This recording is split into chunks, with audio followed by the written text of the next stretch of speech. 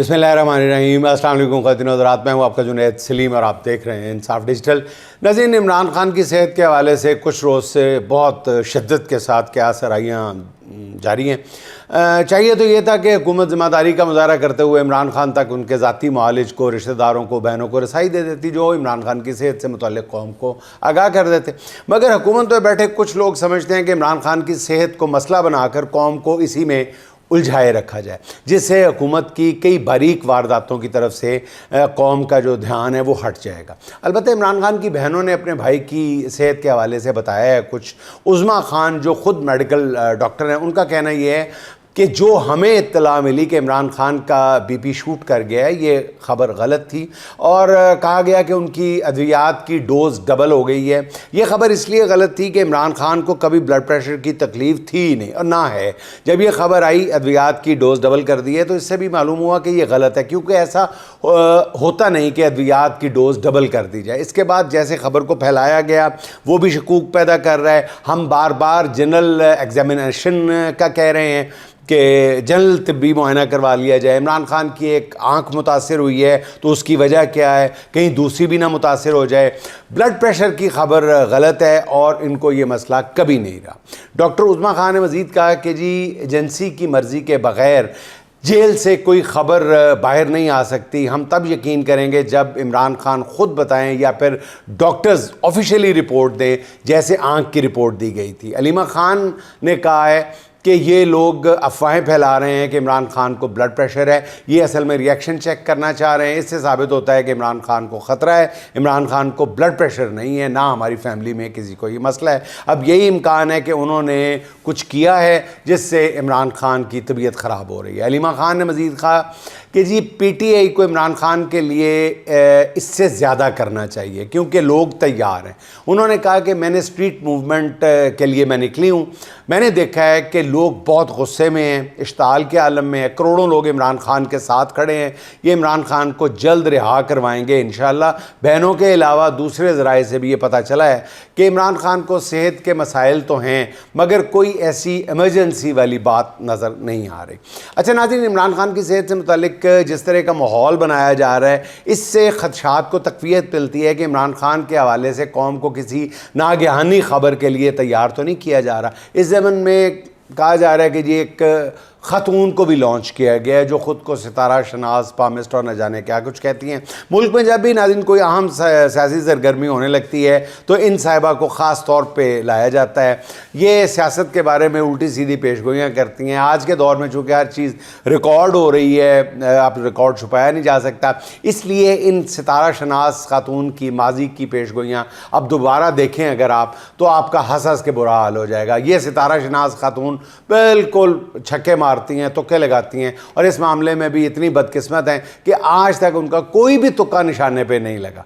अब इनका कहना ये है ख़ातून का कि सितारों के मुताबिक जुलाई के बाद इमरान खान की सेहत और दिमागी सेहत दोनों ठीक नहीं रहेंगे। वो कहती हैं कि जी मैं तो हमेशा कहती हूँ कि अगर इमरान खान की रिहाई मुमकिन है तो वो डील के ज़रिए ही मुमकिन है।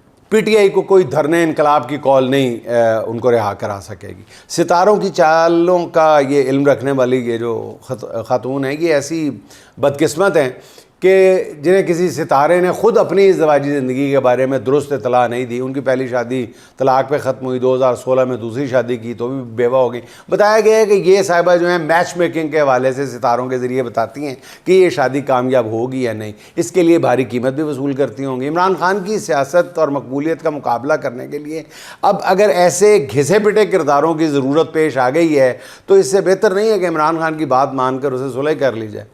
अच्छा नाज़रीन, इमरान खान जब से जेल में गए हैं, नून लीग की रहनुमाओं का गैर इंसानी रवैया हर एक ने महसूस किया है। नाज़रीन,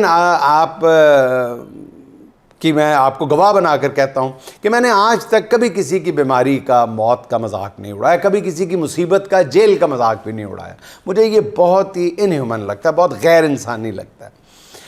लेकिन अब नून लीग को आप ज़रा देखें, कभी कहा जाता है कि इमरान खान को जेल में वीआईपी सहूलतें हासिल हैं और देसी मुर्गी और पता नहीं क्या क्या कहा जाता है। कभी कहते हैं वो पिकनिक बना रहे हैं जेल में। गुज़िश्ता रोज़ जनाब एहसन इकबाल ने कहा किसी बीमारी का बहाना बनाकर इमरान खान को कोई रिलीफ नहीं मिलेगा, यानी नए बयान देते हुए अपने गुज़िश्ता इरशादात भी ज़हन में नहीं रहते। इमरान खान को जेल में VVIP सहूलतें मैसर हैं। अगर ऐसा है तो किसी रिलीफ की फिर ज़रूरत ही क्या है।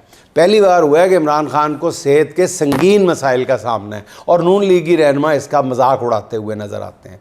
ये वही लोग हैं जो बताया करते थे कि कोट लखपत जेल में मियाँ नवाज शरीफ को 3 हार्ट अटैक हो चुके हैं। कभी मियाँ साहब को खाना खाते हुए हार्ट अटैक हो जाता था, कभी लस्सी पीते हुए। ये मैं मजाक नहीं उड़ा रहा, ये रिकॉर्ड पर बयानात मौजूद हैं। कभी लस्सी पीते हुए और कभी ऐसा भी बताया गया कि जी एक दिन में कई दफ़ा हार्ट अटैक हो गया मियाँ साहब को और मियाँ साहब को उसका पता भी नहीं चला। इसका पता सिर्फ उनके मौलिज डॉक्टर अदनान को चलता था जो उनके ज़ाती मौलिज थे। अब ये नून लीगी इमरान खान की बीमारी पर तंजिया बातें करते हुए कहते हैं कि इमरान खान बिल्कुल बीमार नहीं है। कल जब नवाज शरीफ बीमार नहीं थे तो ये कहते थे मियाँ साहब बहुत बीमार हैं, उनके प्लेटलेट्स की झूठी रिपोर्ट्स बनाई गई। बकौल फैसल वावडा जिन रिपोर्ट्स की बुनियाद पर नवाज शरीफ को जेल से रिहाई मिली वो बकरे के खून से तैयार की गई थी। इक़्तिदार में आने के बाद नून लीगी कायदीन ने न जाने कौन सा आब हयात पिया है कि 4 साल से ना कोई बीमार हुआ है ना हस्पताल गया। अल्लाह ताला तंदरुस्ती, सेहत और सलामती वाली ज़िंदगी सबको अता फरमाए। अच्छा नाज़रीन, दाखिला के छोटे वज़ीर यानी वज़ीर मुमलिकत तलाल चौधरी जो कभी धमाल वगैरह की वजह से मशहूर थे, आज एक बार फिर उन्होंने तहरीक इंसाफ को धमकियाँ दी हैं। उन्होंने बताया कि तहरीक इंसाफ तकरीबी एजेंडे पे है। वो सब कुछ कहा जो पिछले 4 साल से कहते चले आ रहे हैं। सबसे ज़्यादा हैरान कुन तो ये था कि अदलिया की तौहीन पर 5 साल तक नाअहल रहने वाले तलाल चौधरी कानून के एहतराम का दर्स देते नज़र आ रहे थे। अभी गुज़िश्ता रोज़ उन्होंने तहरीक इंसाफ के लॉन्ग मार्च का मजाक उड़ाते हुए कहा कि PTI 20 लाख तो क्या 2 लाख लोग इस्लामाबाद ले आई तो हम खुद ही हुकूमत छोड़कर घर चले जाएंगे। एडे तुसी असूल पसंद। ये नाज़रीन वही नून लीगी रहनुमा है जो रजीम चेंज के बाद जब इमरान खान नए इंतखाबात का मुतालबा कर रहे थे तो आपको याद होगा कि ये लोग कहते थे कि इमरान खान जल्द इलेक्शन चाहते हैं तो अपनी पंजाब और KP असम्बलियाँ तोड़ दे जिसके बाद पूरे मुल्क में इलेक्शन हो जाएगा। मगर फिर क्या हुआ, इमरान खान ने तो वादा पूरा कर दिया मगर कानूनी तकाजे के मुताबिक 3 माह तो क्या वक्त मुकर्ररा पर भी इलेक्शन नहीं हुआ। मगर इन नून लीगियों को कोई शर्म बर्म नहीं आई वो अपनी बात किसी तरह पूरी कर सकें। अब ये बात PTI को लॉन्ग मार्च के हवाले से चैलेंज करके तसादम को ये लोग हवा देना चाहते हैं क्योंकि नून लीग की सियासी बका इसमें है कि PTI और मुक़्तदर क़ुव्वतों के दरमियान कशीदगी बनी रहे, आपस में कोई ना कोई शकूक व शुबात की फ़िज़ा बनी रहे, तसादुम की फ़िज़ा बनी रहे।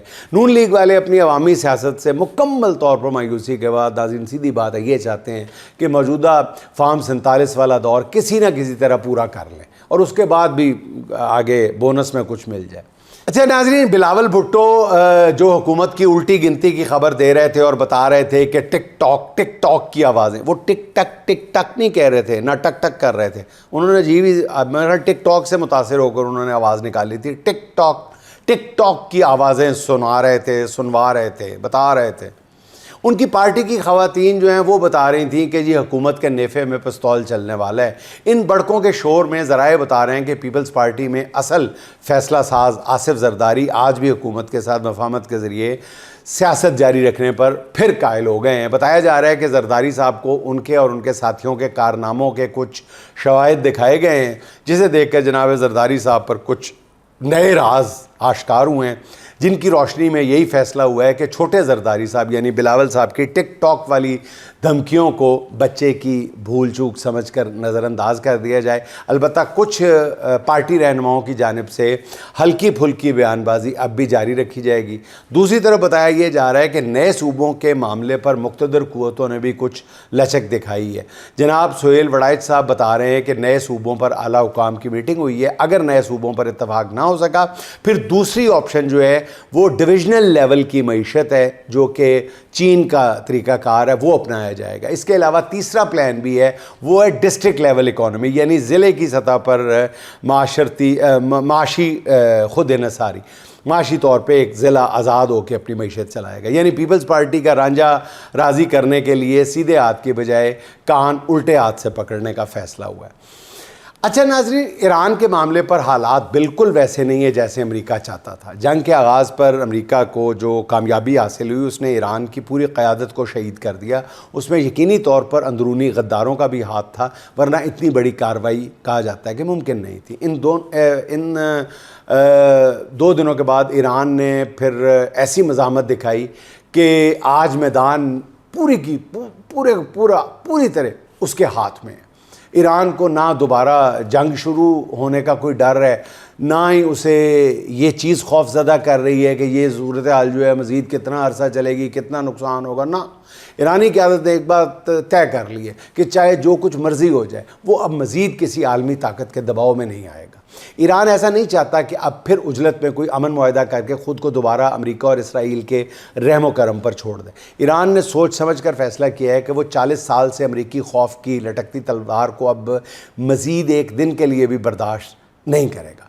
ईरान के इस तर्ज़ अमल ने सदर ट्रंप को बिल्कुल ज़िच करके बेबस करके रख दिया है। तुर्की में नेटो इजलास के बाद जिस तरह सदर ट्रंप को फूड ट्रॉली वाली वैन में बिठाकर एक जहाज़ से दूसरे जहाज़ में मुंतकिल किया गया है, उसकी फुटेज सामने आने पर अंदाज़ा हुआ है कि सिक्योरिटी के हवाले से खौफ किस लेवल का है। लगता है कि सदर ट्रंप को समझ ही नहीं आ रही कि वो ईरान के मामले में करें तो करें क्या। अमेरिका अपनी पूरी मिलिट्री माइट इस्तेमाल कर लेने के बावजूद देखा जाए तो आबनाए हुर्मुज़ खुलवाने में कामयाब नहीं हो सका।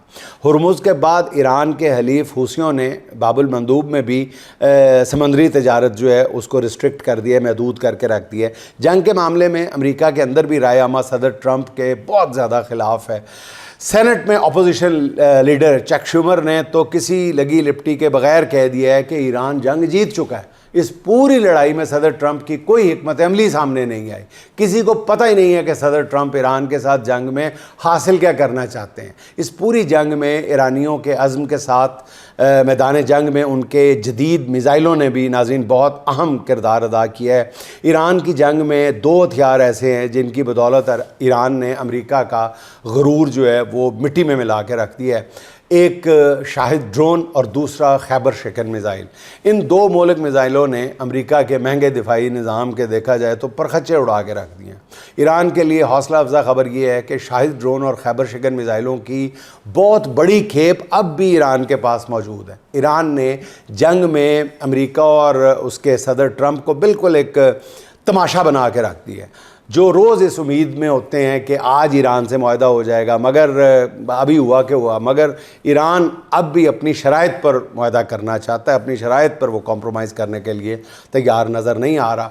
अगर अमेरिका ईरान की ये शराइत मान गया तो इस खित्ते की सबसे बड़ी ताकत जो है वो ईरान ही करार पाएगा, और लगता है कि ये वक्त ज़्यादा दूर नहीं।